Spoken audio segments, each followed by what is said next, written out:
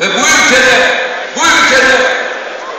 profesör olduğunu zanneden birileri işte bu paralel yapının yanlışı veya yönetimindeki bakıyorsunuz gazetede veya diğer gazetelerle birlikte düşünebiliyor musunuz? AK Parti'yi ki şu anda 318 milletvekiliyle olan AK Parti'nin kapatılmasına dair haberler, yazılar yazıyor.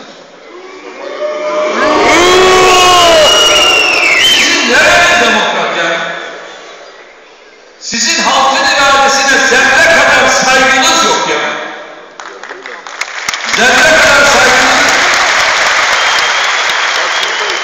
Biz sizin yazılarınızda gelmedik. Biz milletimin iradesiyle geldik. Milletimin iradesiyle.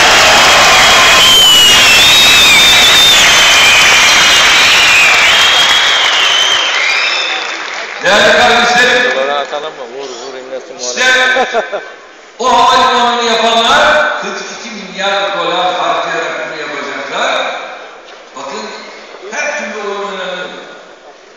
Yok yürütmeyi durdurma kararı, yok bilmem işte oraya alanlar nasıl alındı, yok bilmem şuraya nasıl geldi. Her türlü oyun, her türlü tezgah.